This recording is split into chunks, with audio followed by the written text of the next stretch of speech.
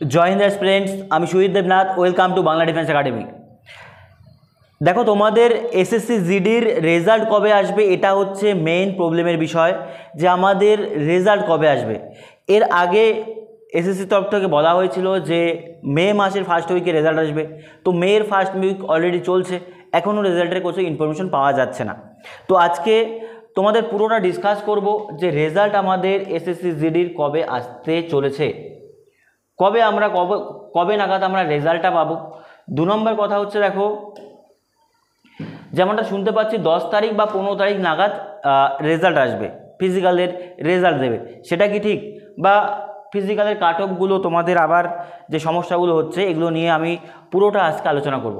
দেখো, প্রথম কথা হচ্ছে গিয়ে রেজাল্টটা কবে আসবে এটা হচ্ছে মেন কনফিউশন।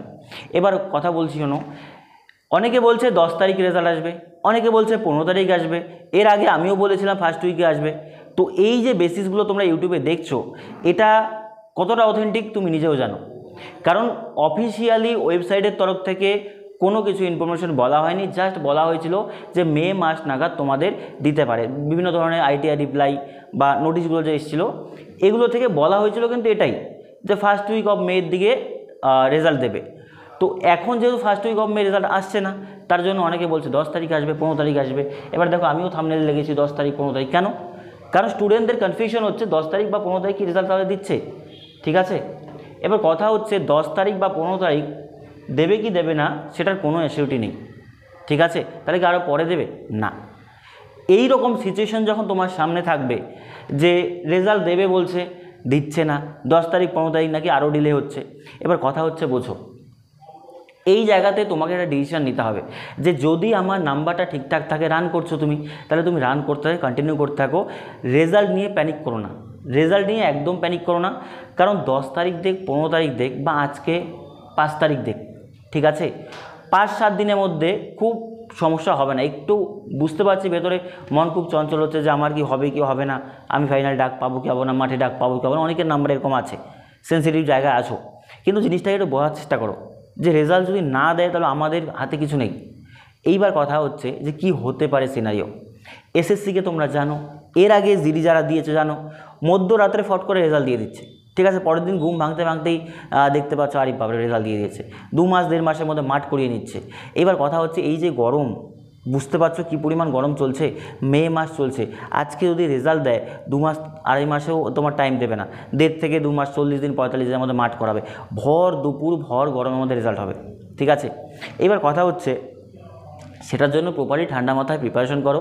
এবার কথা হচ্ছে 10 তারিখ 15 তারিখ কতটা অথেন্টিক, আমি যেটা বললাম সেটাই, কোনো অফিসিয়াল ইনফরমেশন দেয়নি। এবার যেটা ইউটিউবে দেখতে পাচ্ছি যে অনেকে বলছে 10 তারিখ, অনেকে বলছে 15 তারিখ, এইটা পুরোপুরি অথেন্টিক বলা যাচ্ছে না। 10 তারিখ 15 তারিখ দিতে পারে, টেন্টেটিভ।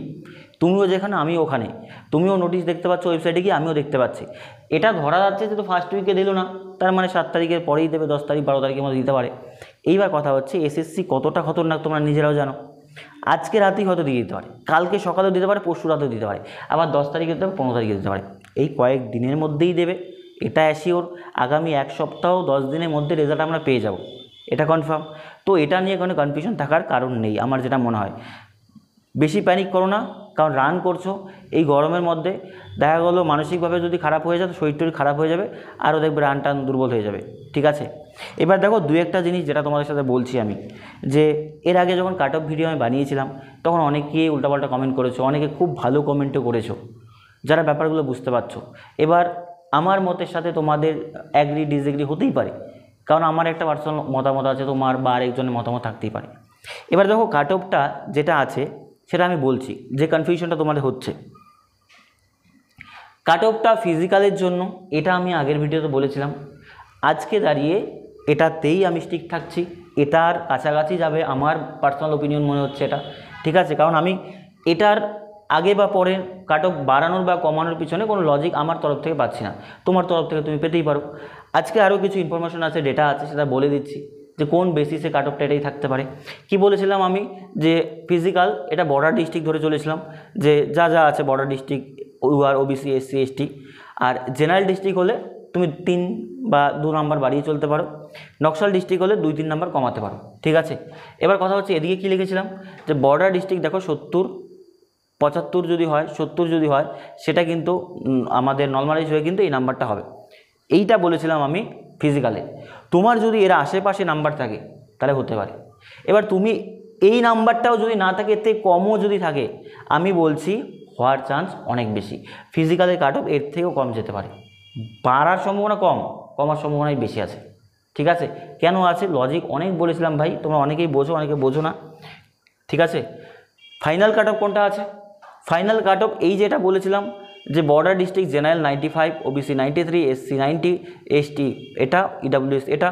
যদি তোমার জেনারেল ডিস্ট্রিক্ট হয়, ধরো তুমি জেনারেল ডিস্ট্রিক্ট, ঠিক আছে, জেনারেল ডিস্ট্রিক্ট হলে তোমার সেটা আমি বলেছিলাম কতটা, দেখো এইদিকে +5 বা 7, 5 থেকে 7 নাম্বার বা 10 নাম্বারই তুমি বলতে পারো। ঠিক আছে, ধরলাম 10 নাম্বার, 5, 7, 10 এই রেঞ্জের মধ্যে বাড়িয়ে নেবে এটার থেকে, এটা বর্ডার ডিস্ট্রিক্ট থেকে। নকশাল ডিস্ট্রিক্ট হলে 4, 5 নাম্বার কমিয়ে নেবে, বাস এইটাই ফাইনাল কাট অফ যাওয়ার সম্ভাবনা। এর থেকে কম যাওয়ার সম্ভাবনা অনেক বেশি, আমি অনেক বেশি করে বলেছি। ঠিক আছে, অনেকে খালি হাওয়াবাজি বলছো কাট অফ 130, 40 যাবে, আমিও এখানে আছি, তুমিও এখানে আছো, যাক রেজাল্টটা আসুক তারপর বলো আমাকে। ঠিক আছে, এইবার কথা হচ্ছে দেখো যে আমাদের একটু বোঝার চেষ্টা করো। এর আগে 2024-এ তুমি যদি দেখো পার্সিভ কম্পিটিশন, প্রায় আমরা ওই আরটিআই রিপোর্ট বেরিয়েছে, তোমরা প্রত্যেকে দেখেছো, আমি নতুন করে আরটিআই রিপোর্ট আবার দেখাচ্ছি না, আমি জাস্ট দু একটা ফ্যাক্ট ওখান থেকে বলছি। পার্সিভ কম্পিটিশন এর আগে 2024-এ পার্সিভ কম্পিটিশন 65 থেকে 66 ছিল। ঠিক আছে, 65 থেকে 66-র মতো ছিল পার্সিভ কম্পিটিশন অ্যাপ্রক্সিমেটলি প্রায়। তো 2025-এ গিয়ে ওটা কোথায় দাঁড়ালো বলো দেখি? 2025-এ গিয়ে এটা হচ্ছে আমাদের প্রায় 47 থেকে 49-এর মধ্যে, এইটা হচ্ছে পার্সিভ কম্পিটিশন। এইবার কথা হচ্ছে গিয়ে এতটা কমলো? হ্যাঁ এতটা কমলো, কারণ এর আগে 2024-এ আমাদের ওয়েস্ট বেঙ্গল, এটা অবশ্যই ওয়েস্ট বেঙ্গল, ঠিক আছে, এটা ওয়েস্ট বেঙ্গল। এর আগে 2024-এ ভ্যাকেন্সি ছিল কত? 4958টি, 2024 এটা। 2025-এ কত হলো? 7227টা। এই এতগুলো প্রায় 1800টার মতো ভ্যাকেন্সি যখন বাড়বে, তখন তোমার কাট অফ তো কমবে না, পার্সিভ কম্পিটিশন কমবে, এটা স্বাভাবিক। 2025-24-এ তোমার পার্সিভ কম্পিটিশন বেশি ছিল, অ্যাপ্লাই অনেক বেশি ছিল। 25-এ একটু হলেও অ্যাপ্লাই ওটার থেকে কম আছে। পার্সিভ কম্পিটিশন দেখো কোথায় 65, কোথায় 47, প্রায় 18-19টা কমে গিয়েছে। ভ্যাকেন্সিটা কতটা বেড়েছে তুমি দেখতে পাচ্ছ? একটু তো লজিক্যালি ভাবো। আসলাম ভিডিওর মধ্যে ফট করে একটু কমেন্ট করে দিলাম, এবার যদি কাট অফ যদি 150 নামিয়ে দেয়, 150 করে দিল, তাহলে সেখানে কিছু করার নেই না, আমরা জাস্ট সম্ভাবনাগুলো বলছি। ঠিক আছে, একটু বুঝতে হবে তোমাকে। এইবার দেখো এই জিনিসগুলো তোমাকে মনে রাখতে হবে, এই ফিজিক্যাল কাট অফ যেতে পারে। ঠিক আছে, এটাই আমি রাখবো আবারও, এটা ফাইনাল কাট অফ যেতে পারে। এইবার কথা হচ্ছে দেখো যে কি করতে পারি আমরা? পড়াশোনা করতে পারি, যতদিন পর্যন্ত সিলেকশন না হচ্ছে পড়াশোনা করো। আর 2026-এর যদি তোমার জিডির টার্গেট থাকে 2026, যে 2025-এ তোমাদের নাম্বার যদি একটু ঢিলেঢালা থাকে বা প্রিপারেশন খারাপ হয়ে থাকে, 2026-এর জন্য যদি প্রিপারেশন করতে চাও, যদি কারো গাইডেন্স দরকার হয়, আমাদের কার্গিল ব্যাচ আছে, সেটা অনলাইন পুরোপুরি বাড়িতে বসে করতে হবে।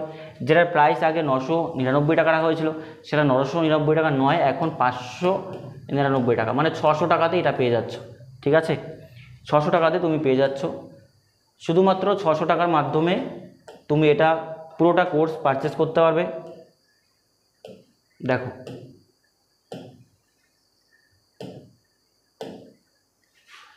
$599 টাকা।